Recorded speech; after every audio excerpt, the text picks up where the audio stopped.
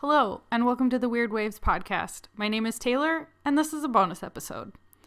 This episode is brought to you by Gabriel Skvor. He came up with this awesome idea and challenged other people to share their stories during difficult times or interesting times.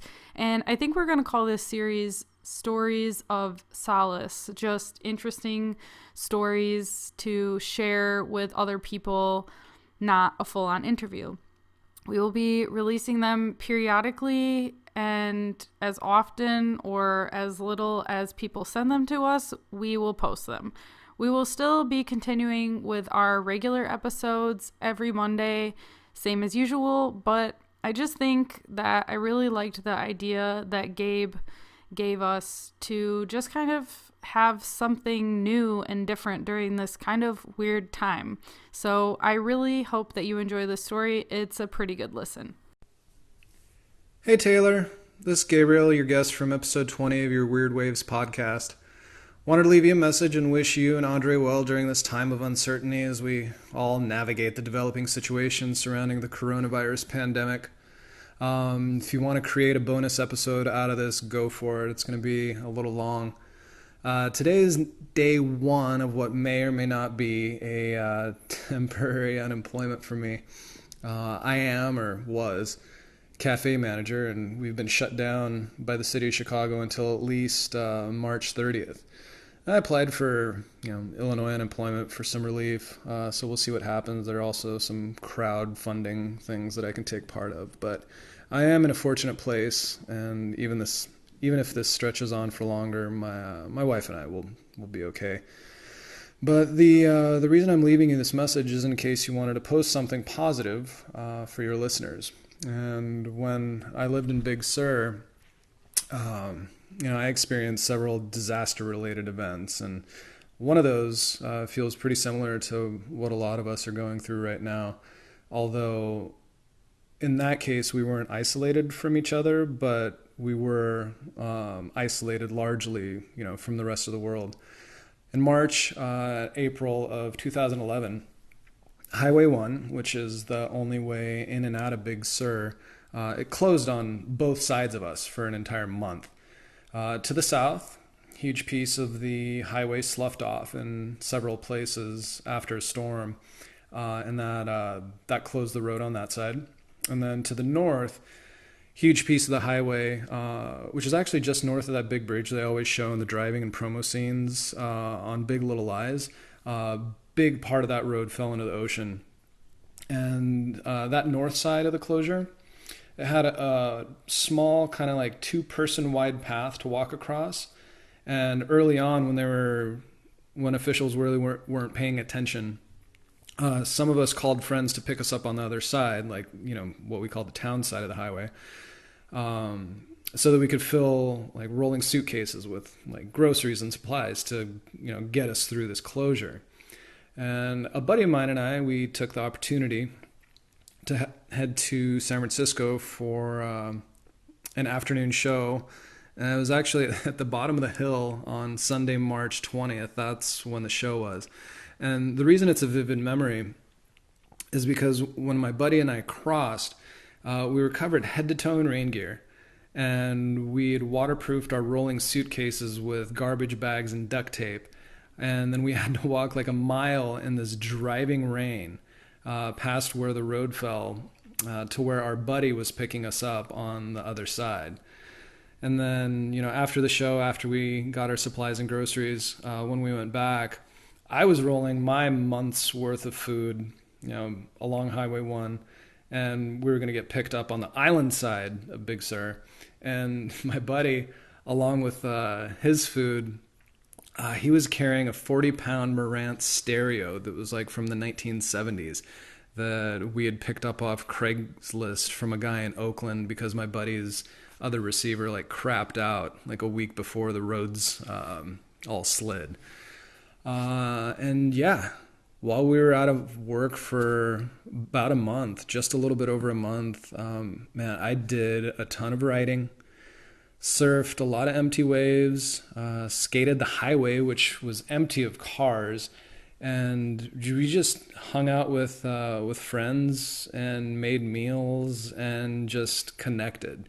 Now, what the coronavirus has done is it's taken away the social aspect that I was able to share with others in Big Sur during the closure when we were cut off from civilization.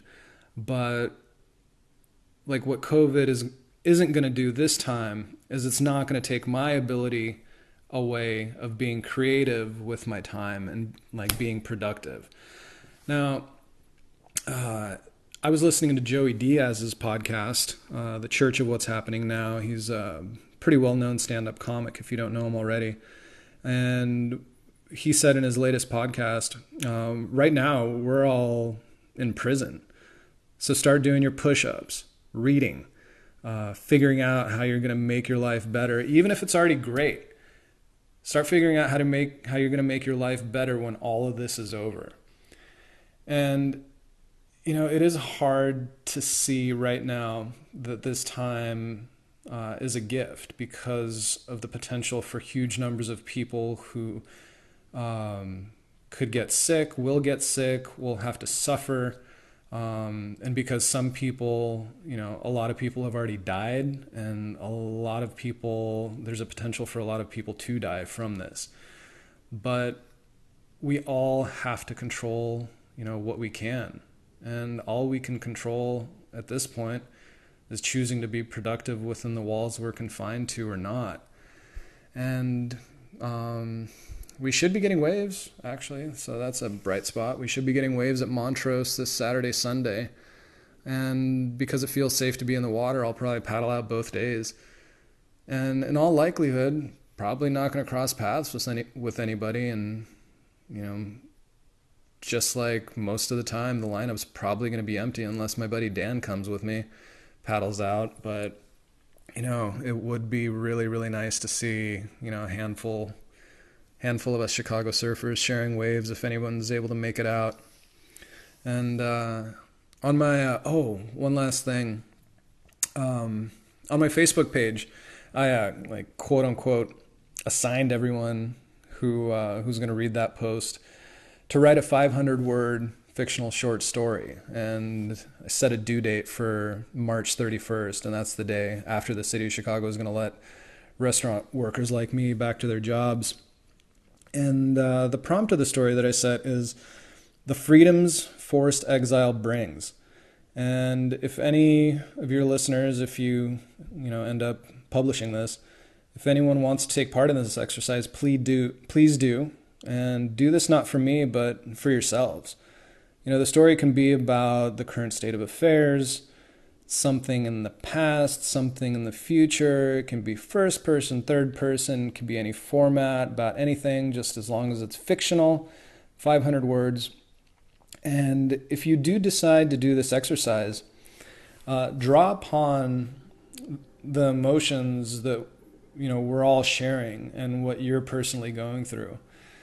And I wanted to challenge people to write this story because it's something tangible that someone can get lost in while they're away from others and stuck at home with their own thoughts.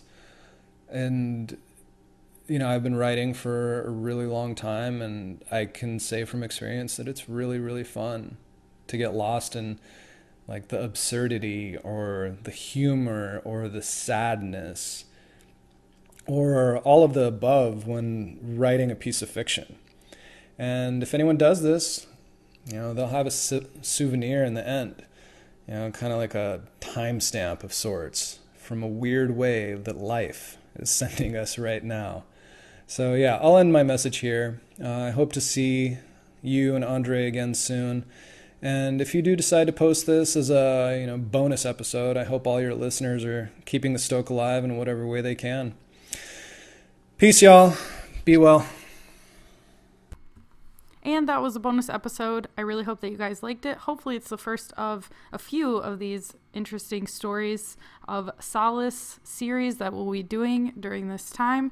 If you have an interesting story or something that you would like to share, anything at all, go ahead and use a voice recorder app and email it to weirdwavespodcast@gmail.com.